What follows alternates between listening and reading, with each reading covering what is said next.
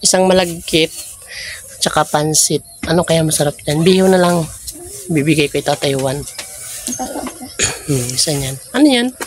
Masarap. Sige na. Hindi yung pagkain ng Encanto. Itim. Ayan o. Diba? Kita niyo yung magandang tindera dito. So, pupunta ako mga kaibigan kay Tatay Juan dahil alam ko may sakit. So, dadala natin siya ng merindalan. Ayan, panbiho na lang at saka biko. Kawawa naman, nakahiga daw si Tatay Juan. Kaya, dadalawin po natin. Ayan. Biho na lang kasi masarap yun. Ito, nagkakain po kayo nito. Napakasarap nito. Biko. No? Biko, may kulay lang. Malagkit. Nagkalagkit yan.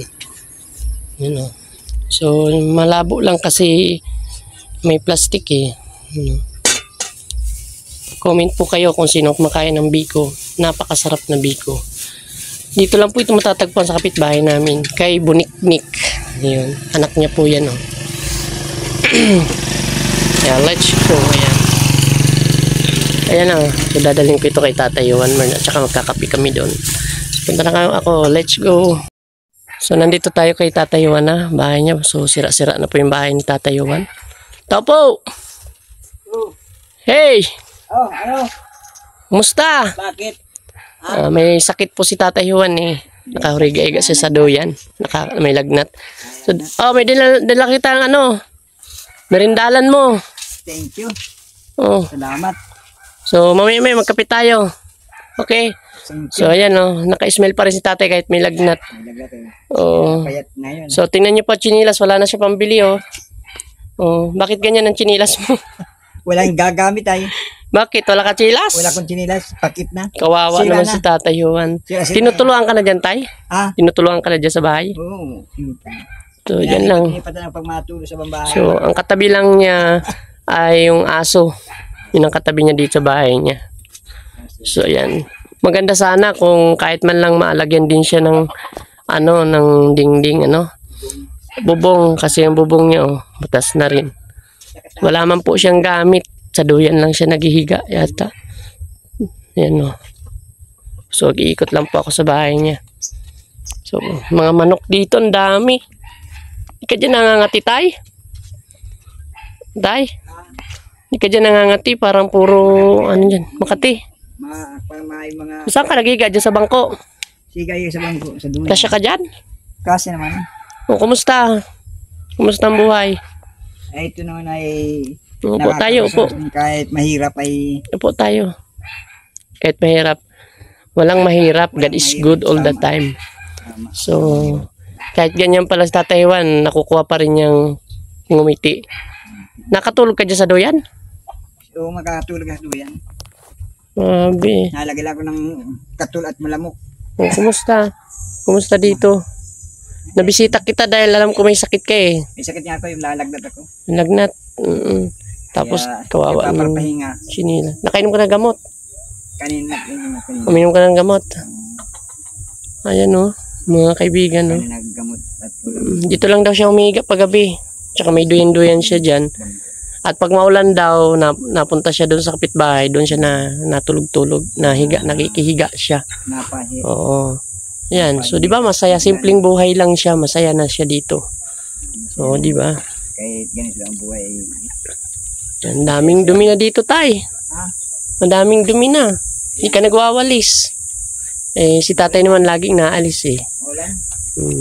Maulan naman daw. Ang bubong niya. Oh. Wala kang ilaw, Anong inilaw mo paggabi? Ito. Dapat may ka dito. Solar power. Solar. Solar power.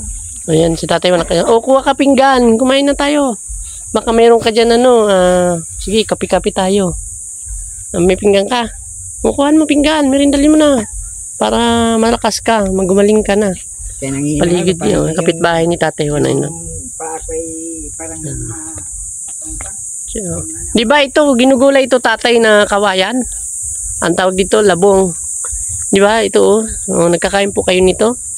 Nagkakain po kayo ng pag wala daw gulay si Tatay Juan, yan po ang kanyang kinukuha yung labong dito sa amin yung ito,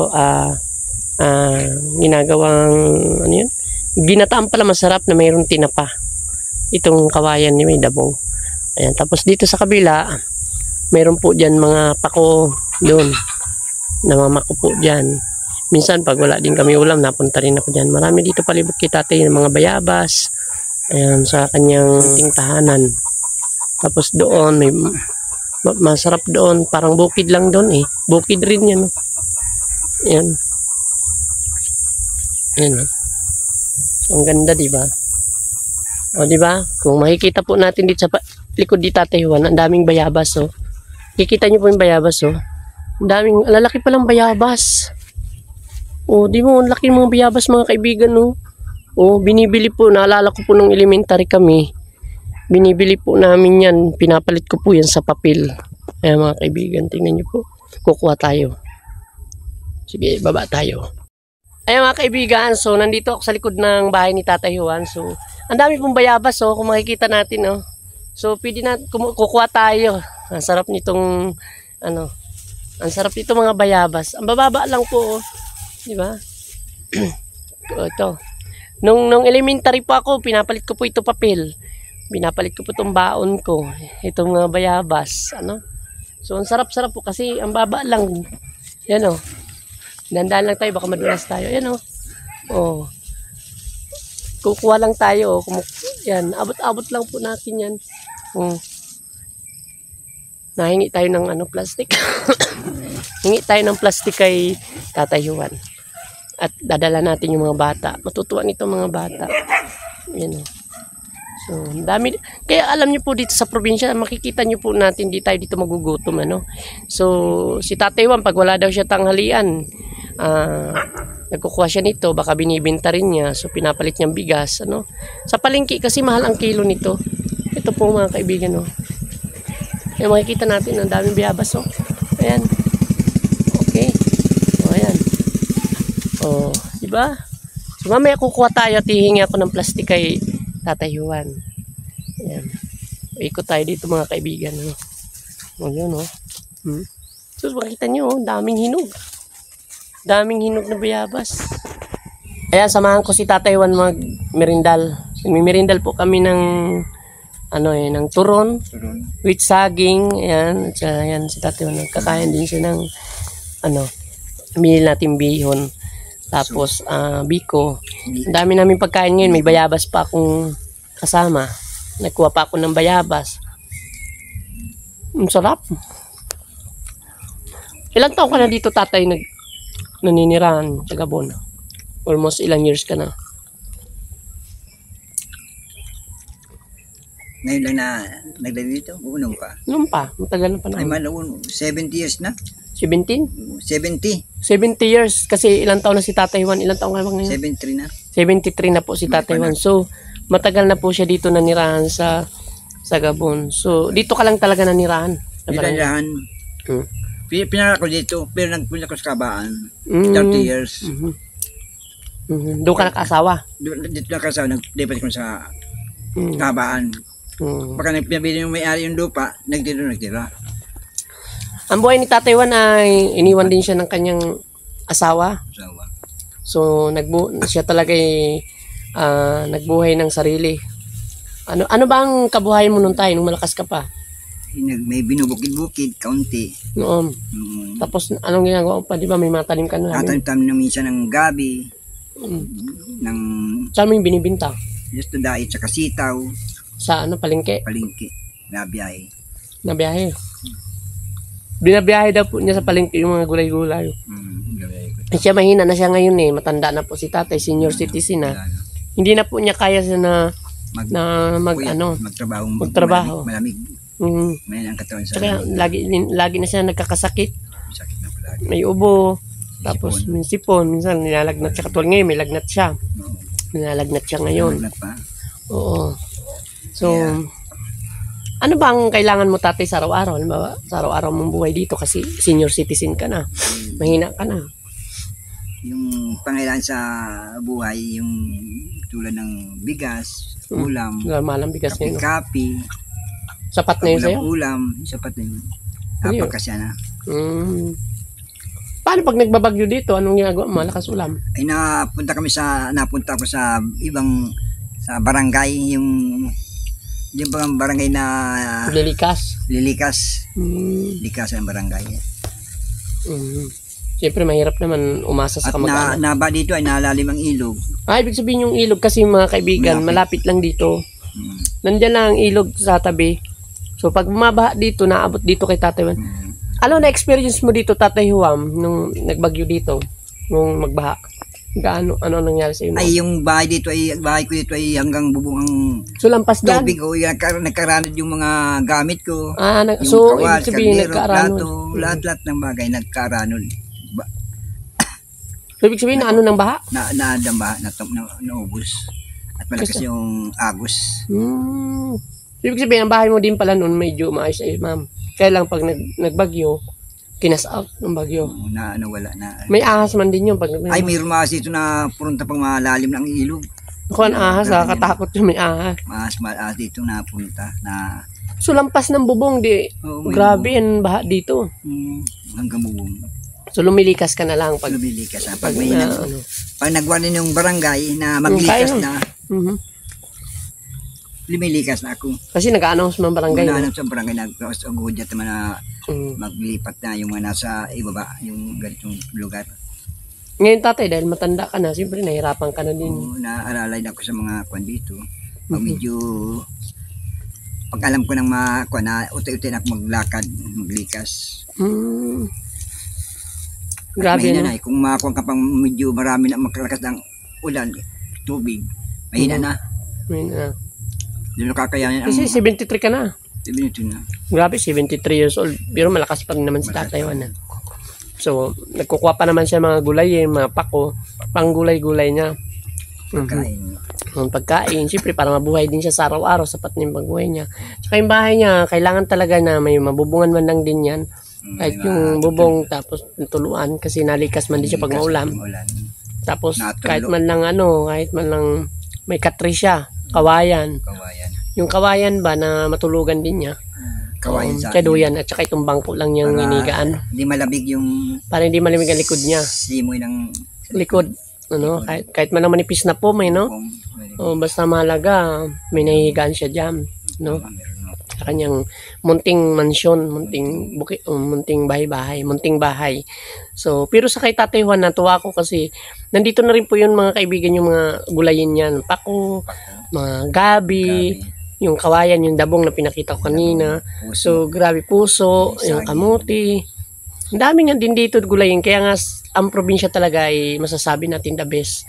Kasi di ka na rin, ang kailangan talaga dito yung bigas, yung pang-araw-araw niya, yung kape, yung gatas di bawal na siya magkape kasi, may edad na siya. May na Oo. So, 73 years old na si Tatay Juan, no? So, ang mata talaga ni Tatay Juan ay isa lang. Wala na kasi siya isang mata. Bulag na po siya. Bulag na si Tatay Juan. Isa na lang yung nakakatingin sa kanya, mga kaibigan. So, talagang dinalaw ko sa na balitaan ko talaga na meron siyang nararamdaman. Sakit.